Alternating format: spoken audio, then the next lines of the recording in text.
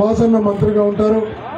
మన శాసనసభ్యుడిగా మీరందరూ ఎట్లాగో వాసన లాంటి నిజంగా అజాత శత్రువు. నేను ఎప్పుడో చూసా ఎవరో మాట్లాడుతుంటే నాకు అనిపించింది నిజంగా కూడా. నాకు తెలిసినంత వరకు ఒక్క వ్యక్తిని కూడా ఒక మాట అన్నటువంటి వ్యక్తి కాదు.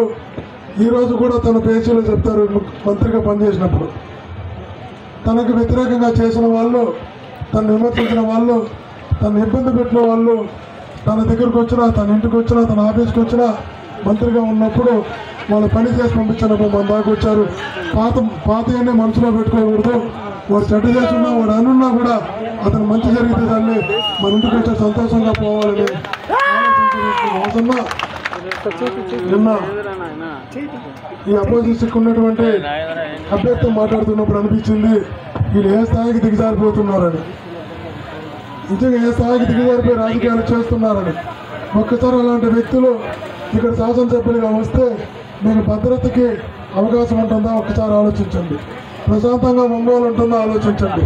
ప్రశాంతంగా ఒంగోలు ఉండకపోవడమే కాకుండా అరాచకాలకి మనం అవకాశం ఇచ్చినట్టు అవుతుంది. మీరే గమనించండి, వాళ్ళే విమర్శిస్తున్నారు, వాళ్ళే తిడుతున్నారు, వాళ్ళే నిరసన చెప్తున్నారు, వాళ్ళే కేసులు పెడుతున్నారు, వాళ్ళు అరెస్ట్ చేయమని ఒత్తిడి తెస్తున్నారు. అంటే దొంగ అన్నట్టు తప్పు చేసాడే ఎన్ని తప్పులు చేస్తున్నారంటే ఇట్లాంటి వ్యక్తులు జనభాగంలోకి వచ్చి రేపు తెల్లారితో ఇట్లాంటి మంచి అందరూ కూడా బాగా ఉన్నత భావాలున్నటువంటి ఇట్లాంటి అసెంబ్లీలో అలాంటి వ్యక్తులు మీరు గమనించండి. మొన్న ఇట్లాంటి వ్యక్తులు వస్తే మీకున్న భద్రత ఏంది, ప్రశాంతత ఏంది ఒకసారి ఆలోచించండి. ఒంగోలు ప్రశాంతంగా ఉండాలంటే, ఒంగోలులో అందరికీ ఆమోదయోగ్యంగా ఉన్నటువంటి వ్యక్తి శాసనసభ్యుడిగా ఉండాలంటే, అందరికీ మంచి చేసే వ్యక్తి శాసనసభ్యుడిగా కావాలంటే మనం ఆలోచించుకోవాల్సిన నిర్ణయం వాసన లాంటి వ్యక్తిని నిజంగా కూడా మనం అందరూ కూడా కాపాడుకోవాల్సిన, గెలిపించుకోవాల్సిన అవసరం ఉంది. అన్న కూడా చెప్తున్నాడు 6 సార్లు పోటీ చేస్తే చివరిగా నేను ప్రత్యక్ష రాజకీయాల్లో ఖచ్చితంగా పార్టీలో జగనన్నకి దగ్గర బంధువే కాదు, జగనన్నకి అత్యంత ఇష్టమైన వ్యక్తి, నమ్మకస్తుడు కూడా.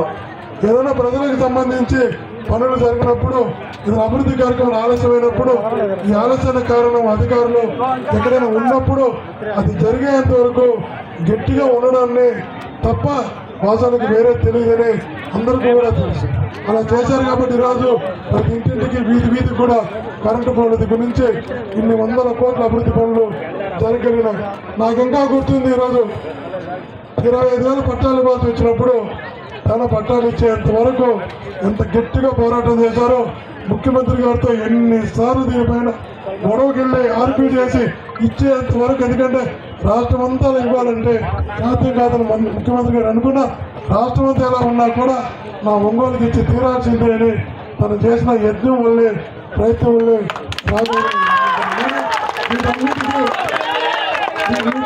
వీటన్నిటికీ నేనే ప్రత్యక్ష సాక్షిని. ఇవన్నిటికీ నేనే ప్రత్యక్ష సాక్షిని.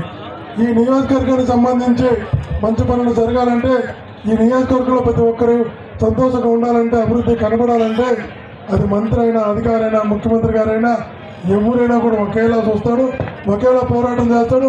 పని అయ్యేదాకా ఖచ్చితంగా భీష్మించుకొని పని పూర్తి చేసుకొస్తాడు. దీని వెనకాలంతా కూడా ఈ ప్రాంతం అభివృద్ధి చెందాలి, అందరూ బాగుండాలి. ఇలాంటి అజాత శత్రువులు అంటే అందరికీ మంచి జరగాలని కోరుకునేటువంటి ఒక మంచి వ్యక్తిని మనం గెలిపించుకుంటే ఖచ్చితంగా అభివృద్ధి ఒకవైపు ఉంటుంది, ప్రశాంతత ఒక పక్క ఉంటుంది. ఈ రెండింటి మన సమపాలన ప్రశాంతత, నియోజకవర్గంలో అభివృద్ధి, సంక్షేమం జరగాలంటే మీరు కాబట్టి 2 పార్టీల తారతమ్యాన్ని మీరు గమనించాలి. ఇప్పుడు నిలబడుతున్న ఎమ్మెల్యే అభ్యర్థి ఇప్పుడున్నటువంటి వాసనకు ఉన్నటువంటి క్యారెక్టర్లో తేడా, వ్యక్తిత్వంలో తేడా ఒక్కసారి గమనించండి. ప్రజలకు మంచిగా ఉండాలి, అందరికీ మంచి జరగాలని వాసన కోరుకుంటే ఎవరు ఏమైపోయినా పర్వాలేదు, ఏమైనా చేస్తాను, అవతల అడుగులోనే సృష్టిస్తాను, ఏమైనా చేస్తాను, నేను గెలిస్తే చాలనుకునే వ్యక్తి అతను, నాకు ప్రజలు మంచిగా ఉంటే చాలనుకునే వ్యక్తి వాసన. ఈ రెండింటి కూడా మీరు గమనించమని మీకు అందరికీ విజ్ఞప్తి చేస్తూ